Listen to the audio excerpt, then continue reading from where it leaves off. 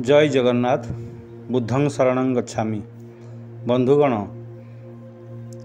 पद्मसूत्र जीवन और मृत्युर तृतीय भाग को आपण को स्वागत। बौद्ध धर्मगुरु निचिरेन दाइसनिन पद्मसूत्र को जीवन और मृत्युर चरम सूत्र रूप में विवेचना करिसेंती। पद्मसूत्र को अभ्यास करने यह उपरे मनुष्यर चरम विश्वास दरकार तथा ए विश्वास को अधिक बलशाली करने वर्तमान समय को जीवनर शेष मुहूर्त बोली विवेचना करने को कहिसेंती। अर्थात now is the last moment of our life यार विचार करने को परामर्श देइछंती। एभली विचार को नहीं पद्मसूत्र को जदि अभ्यास करा जाए तेबे मनुष्य स्वाधीन भाव में जन्म और मृत्युर प्रकृत स्वरूप को निज जीवन में कार्यकारी करिपारिबो। वर्तमान समय जीवनर शेष समयर चिंताधारा जीवन और मृत्यु जे पद्मसूत्रर ही कार्य ताहा उपलब्धि करिबा सहज होई पारिबो। जड़े साधारण मनुष्य पई जीवन और मृत्यु प्रसंग एक बड़ रहस्यमय कथा हेले बौद्ध ज्ञान से रहस्य को भेद करि पारिबो।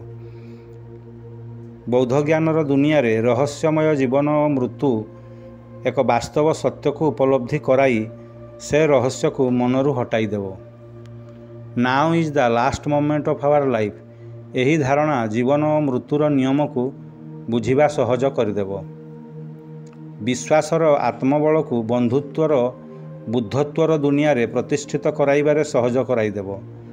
एपरी मान्यता बौद्ध ग्रंथ मानकर लेखा अछि जे जेउ मनुष्य वर्तमान मोर शेष मुहूर्त भावधारा रे पद्मसूत्रर अभ्यास करी जीवनचर्यार अग्रसर हेबे से मनुष्य मृत्यु को सामने देखि मध्य अविचलित रहिबे तथा निज भितरे प्रबल आत्मबल अंतकरण रे शांति और स्थिरता अनुभव करिवे।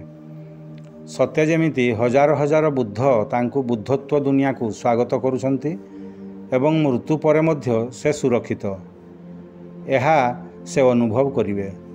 तेणु दाइसनिन कहती एभली जीवनचर्या एभली चिंताधारा जीवर मृत्यु समय दरकार जहाँ मनुष्य भली श्रेष्ठ जीव पाई एक सठिक निष्पत्ति अटे। ए चिंताधारा सर्वोत्कृष्ट अटे। ए जीवनचर्या और चिंताधारा मनुष्य को एही जन्म रे ही बुद्धत्व प्राप्ति कराइबार मार्ग बताई थाए। दाइसनिन तांको शिष्य माननकु बुझाइबाकु जाई कहिसंती शाक्य मुनि बुद्ध हजार हजार वर्ष पूर्वरु बुद्धत्व प्राप्ति करिबा पद्मसूत्र को पाथेय करी समस्त मनुष्य बुद्धत्व प्राप्ति करिबा एवं आमे साधारण मनुष्य समस्ते बुद्धत्व प्राप्ति करिवार मार्ग एक एवं अभिन्न अटे। केवल समय बदली जाइछि सत हेले मार्ग एक एवं अभिन्न रहिछि। ए मार्ग को सहज सुगम करिवारे now is the last moment of one's life रो चिंताधारा बेस साहाय्य करि परिबो। बुद्ध पद्मसूत्र और आमे साधारण मनुष्य समस्ते एक एवं अभिन्न अटु। पद्मसूत्र कहे जन्म मृत्यु बुद्धंक पई जहा जड़े साधारण मनुष्य क्षेत्र में मध्य ताहा केवल एतिकी पार्थक्य जे जड़े बुद्ध ज्ञान प्राप्ति करि पारछंती एवं जड़े साधारण मनुष्य ज्ञान प्राप्ति करिवार मार्ग रे अग्रसर हेउछंती। जड़े बुद्ध जन्म और मृत्यु को बुद्धत्व दुनिया रे अनुभव कर सारी हेले साधारण मनुष्यटी एबे मध्य अंधकार रे अछंती। से अंधकार को ए बौद्ध ज्ञान दूरेई देई पारिबो। साधारण मनुष्यटी जदि तार अंतिम लक्ष्य बुद्धत्व प्राप्ति करिबा पई संकल्पबद्ध तेबे पद्मसूत्रर अभ्यास एवं वर्तमान समय ही मोर शेष समयर भावधारा ताकू आशा और भरोसा जगाई जीवनर पथ को सुगम कराई पारिबो। मृत्यु समयर मुहूर्तटी गोटिए जीवर अस्तित्वर अंतिम हिसाब किताबर समय। एहार परिणति बा फलाफल कड़ाकड़ी भाव जीवर जीवनचर्या और कर्मर गतिविधि उपरे निर्भर करिथाए। प्रश्न हेउछि आमे आम अंतिम समय रे प्रचुर आत्मसंतोष लाभ करि पारिबा तो? आत्मसम्मान आत्मप्रशंसा एवं अनुशोचनाहीन बनी पारिबा तो? कौनसी प्रकार दुख बा कर्म पई पस्तई हेबानी तो? बौद्ध ज्ञान कहे ଜଣେ ଜୀବର ପୁରା ଜୀବନର ଫଳାଫଳ ତାର ଶେଷ ମୁହୂର୍ତ୍ତରେ ହିଁ କେନ୍ଦ୍ରୀଭୂତ ହୋଇଯାଏ। ସେଥିରେ କୌଣସି ଛଳନା ନଥାଏ ଅବା ଲୁଚାଛପାର ଖେଳ ନଥାଏ। ପଦ୍ମସୂତ୍ର ବା ମିଷ୍ଟିକ୍ ଲ କଜ୍ ଏବଂ ଇଫେକ୍ଟ ବା କର୍ମ ଓ କର୍ମର ଫଳ ପ୍ରଦାନ କ୍ଷେତ୍ରରେ ଅତ୍ୟନ୍ତ ପାରଫେକ୍ଟ ବା ଅତ୍ୟନ୍ତ ଉତ୍ତମ ସାବ୍ୟସ୍ତ ହୋଇଥାଏ। ସେଥିପାଇଁ ଏହା ଅତ୍ୟନ୍ତ ଜରୁରୀ ଯେ ଜୀବନର ପ୍ରତ୍ୟେକଟି ମୁହୂର୍ତ୍ତକୁ ଆମକୁ ଠିକ୍ ଭାବରେ ପୂରାପୂରି ଜୀଇଁବାର ଅଛି। ଜଣେ ଏପରି ଆତ୍ମସମୀକ୍ଷା କରିବା ଉଚିତ ଯେ ଯଦି ମୁଁ ଏବେ ଏଇ ମୁହୂର୍ତ୍ତରେ ମରିଯାଏ ତେବେ ମୋର କୌଣସି ଅନୁଶୋଚନା ରହିବନି ତ, ବା ମୋର କୌଣସି ଆଶା ରହିଯିବନି ତ, ମୋର ହୃଦୟ ମୋର ବିଚାର ଶାନ୍ତ ଓ ସ୍ଥିର ରହିବ ତ। ଏ କ୍ଷେତ୍ରରେ now is the last moment of my ଲାଇଫ୍ର ଚିନ୍ତାଧାରା ବେଶ ଫଳବତୀ ହୋଇପାରିବ। ଏହା ବର୍ତ୍ତମାନରେ ଆମର ସବୁକିଛିକୁ କେନ୍ଦ୍ରୀଭୂତ କରିଦେବ।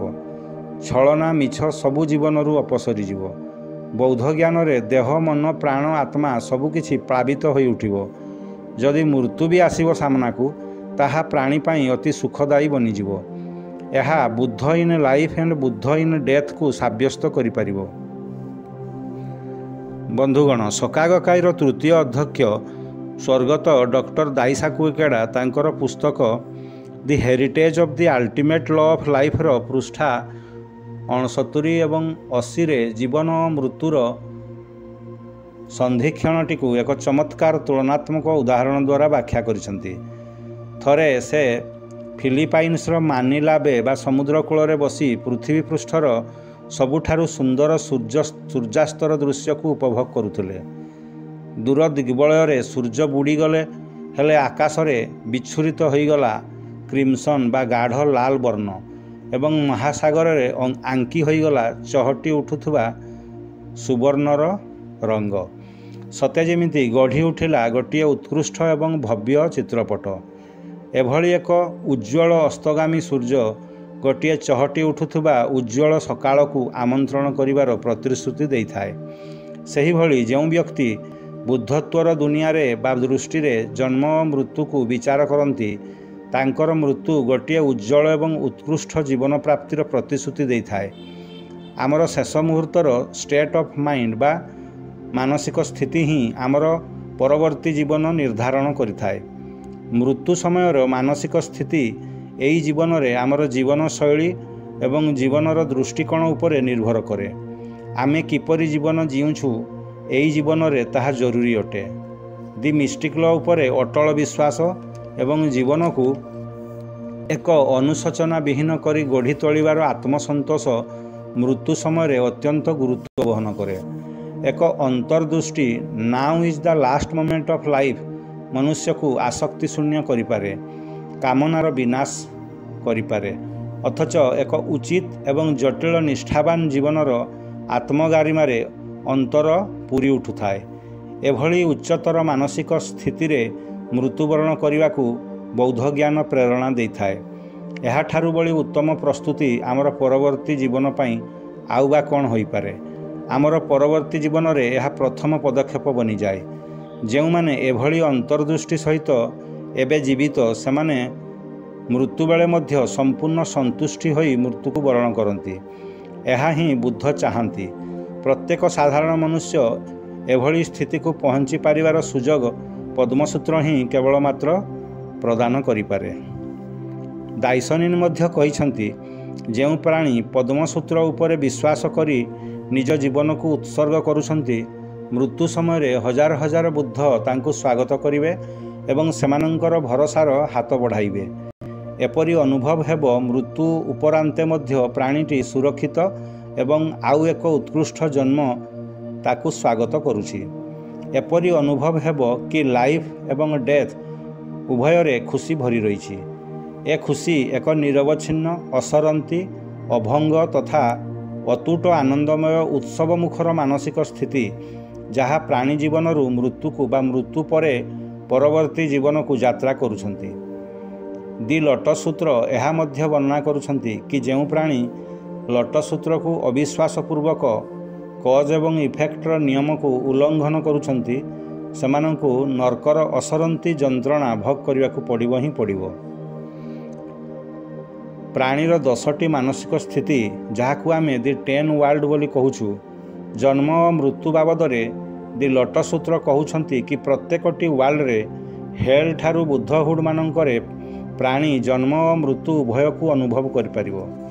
अर्थात hello हांग्री spirit, animality, anger, humanity, rapture, learning, realisation, bodhisattva एवं बुद्धहुड यही प्रत्येक वर्ल्ड रे मनीष उभय जीवन और मृत्यु को अनुभव कर परिबो।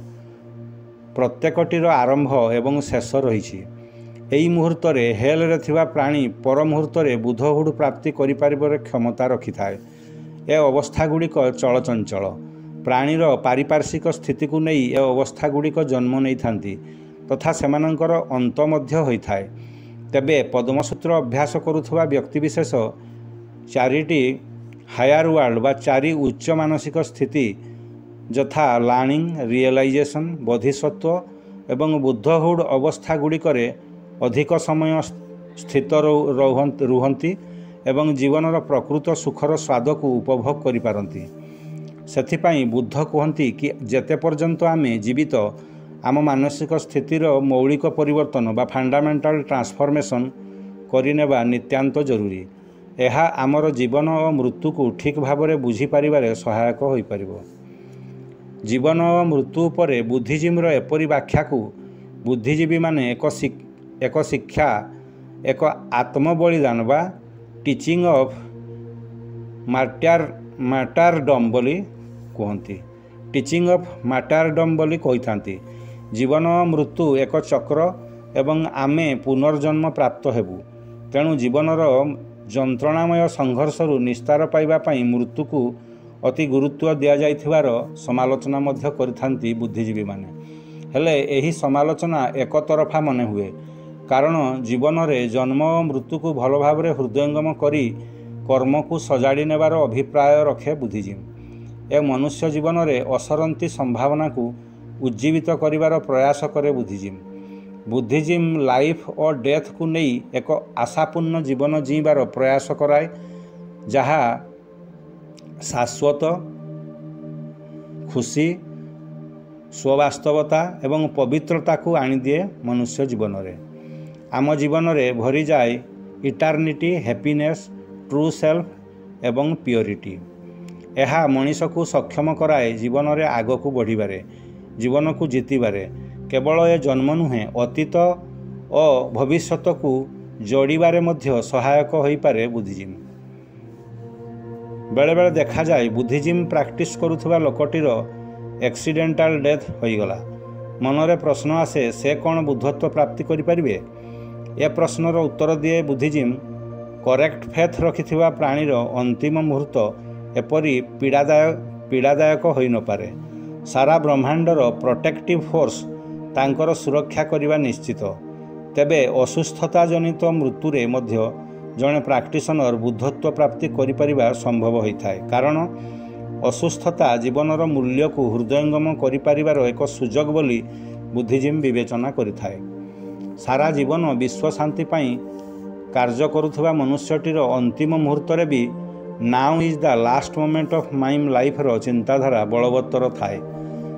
Buddha in life and Buddha in death रो आत्म अनुभूति तांकर रही थाए। तेणु असुस्थ थिबा व्यक्तिटी मध्य बुद्धत्व प्राप्ति करिपारे।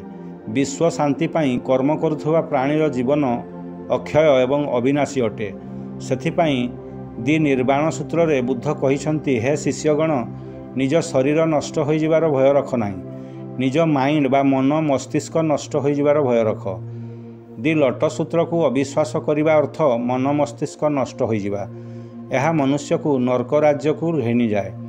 ए बाबद रे निर्वाण सूत्र कहे B aware of evil friends, खराप संग दोष प्रति सावधान रुह। ए मर्तमंडल रे एमिति जीवटीए नाही जे असुविधा रो सामना करे नाही, शैतान सहित मुकाबिला हुए नाही। बुद्धिजीवी यह को मुकाबिला कराइबा पई विश्वास, ज्ञान, साहस तथा जीवनदायी बल प्रदान करिथाए। आम लाइफ रे फेथ, विजडम, करेज एवं लाइफ फोर्स प्रदान करिथाए। आसन्न मृत्यु को सामना करुथिबा କରିଥିବା ନିଚିରେନ୍ ଦାଇସନିଙ୍କର ଏକ ପ୍ରସଙ୍ଗ ଆମର ହୃଦୟକୁ ଗଭୀର ପ୍ରଭାବିତ କରିପାରେ। ତାତ୍ସୁନୋକୁଚି ପାର୍ସିକ୍ୟୁସନ୍ ସମୟର ଘଟଣା। ତାଙ୍କର ପ୍ରିୟ ଶିଷ୍ୟ ସିଜକିଙ୍ଗ ଗୁରୁ ଦାଇସନିଙ୍କ ପାଇଁ ନିଜ ଜୀବନକୁ ବାଜି ଲଗାଇ ଉପସ୍ଥିତ ତାତ୍ସୁନୋକୁଚି ଠାରେ। ଆତତାୟୀ ଦାଇସନିଙ୍କ ମୁଣ୍ଡ କାଟ କରିବା ପାଇଁ ତାତ୍ସୁନୋକୁଚିର ସମୁଦ୍ର କୂଳରେ ମଧ୍ୟରାତ୍ରିରେ ପ୍ରସ୍ତୁତ। ଦାଇସନିଙ୍କର ମୁଣ୍ଡ କାଟର ସମୟ ଉପନୀତ। ସିଜକିଙ୍ଗ ଅଶ୍ରୁପୂର୍ଣ୍ଣ ଆକୁଳ ଚିତ୍କାର କରି କହି ଉଠନ୍ତି, ହେ ଗୁରୁ ଦାଇସନିନ୍, ଏହା ଆପଣଙ୍କ ଜୀବନର ଶେଷ ମୁହୂର୍ତ୍ତ। ଏହା ଶୁଣି ନିଚିରେନ୍ ଦାଇସନିନ୍ ହସି ଉଠନ୍ତି ଏବଂ ଦୃଢ଼ କଣ୍ଠରେ କହନ୍ତି, ତୁମେ ବୁଝିପାରୁନ ସିଜକିଙ୍ଗ, ଦି ଲୋଟସ୍ ସୂତ୍ର ପାଇଁ ଜୀବନ ଉତ୍ସର୍ଗ କରିବାରେ କେତେ ଆନନ୍ଦ। ଏହା ମୋର ସୌଭାଗ୍ୟ। ଏ ଉତ୍ତର ଥିଲା ଜଣେ ବୁଦ୍ଧଙ୍କର, ଯିଏ ଲାଇଫ୍ ଓ ଡେଥର ପ୍ରକୃତ ଅର୍ଥ ବୁଝି ଅବିଚଳିତ ଥିଲେ। ଆସନ୍ନ ମୃତ୍ୟୁ ମଧ୍ୟ ତାଙ୍କୁ ବିଚଳିତ କରିପାରିନଥିଲା। Protective force of the universe ଉପରେ ଦାଇସନିଙ୍କର ପ୍ରଗାଢ଼ ବିଶ୍ୱାସ ଥିଲା। ଠିକ୍ ସେହି ମୁହୂର୍ତ୍ତରେ ଅର୍ଦ୍ଧରାତ୍ରିର ଅନ୍ଧକାରକୁ ଭେଦ କରି ଏକ ଉଲ୍କା ଆତତାୟୀଙ୍କ ଆଖିକୁ ଝଲସାଇ ଦେଲା ଏବଂ ସେମାନଙ୍କର ଆଡ଼କୁ କ୍ଷିପ୍ର ଗତିରେ ମାଡ଼ି ଆସିଲା। ଏଭଳି ଭୌତିକ କାଣ୍ଡ ଭୟଙ୍କର ଘଟଣାରେ ଆତତାୟୀମାନେ ପ୍ରବଳ ଡରିଗଲେ ଏବଂ ନିଚିରେନ୍ ଦାଇସନିଙ୍କୁ ଛାଡ଼ି ତତ୍କ୍ଷଣାତ୍ ପଳାଇଗଲେ। ଦାଇସନିଙ୍କର ଆସନ୍ନ ମୃତ୍ୟୁ ଟଳିଗଲା। ଏହିଭଳି ଦାଇସନିନ୍ ଅନେକ ଥର କୁଚକ୍ରୀ ଶୈତାନଙ୍କର କବଳରୁ ରକ୍ଷା ପାଇ ପାରିଥିଲେ। ମୃତ୍ୟୁ ତାଙ୍କୁ ଡରାଇ ପାରିନଥିଲା। ଏହା ହିଁ ଦି ୱାର୍ଲ୍ଡ ଅଫ୍ ବୁଦ୍ଧହୁଡ୍ର କରାମତି। ଜଣେ ବୁଦ୍ଧଙ୍କୁ ସୁରକ୍ଷା ଦେବା ପାଇଁ ହଜାର ହଜାର ବୁଦ୍ଧ ଅଦୃଶ୍ୟ ରୂପରେ ମହଜୁଦ ଥାନ୍ତି ସଦାସର୍ବଦା। ସେଥିପାଇଁ ନିଚିରେନ୍ ଦାଇସନିନ୍ ତାଙ୍କ ଲେଖାରେ ଲେଖିଛନ୍ତି, strengthen your faith day by day and month after month. Should your faith, your resolve slacken a bit, devils will take advantage. କେବଳ ଫେଥ୍ ଆମକୁ ବଳବାନ କରିପାରିବ, ଶୈତାନକୁ ପରାସ୍ତ କରିପାରିବ। ଆଉ ଫେଥ୍କୁ ଧାରଣ କରିବାରେ ସାହାଯ୍ୟ କରିପାରିବ ଆମର ଦୃଢ଼ ଧାରଣା କି now is the last moment of our life. ବନ୍ଧୁଗଣ, ଆଶା ଦି ୱାର୍ଲ୍ଡ ଅଫ୍ ବୁଦ୍ଧହୁଡ୍ର ସମ୍ୟକ ଝଲକ ଆପଣ ଉପଲବ୍ଧି କରିପାରିଥିବେ। ଆଜି ପାଇଁ ଏତିକି। ଜୟ ଜଗନ୍ନାଥ। ବୁଦ୍ଧଂ ଶରଣଂ ଗଚ୍ଛାମି, ଧର୍ମଂ ଶରଣଂ ଗଚ୍ଛାମି, ସଂଘଂ ଶରଣଂ ଗଚ୍ଛାମି।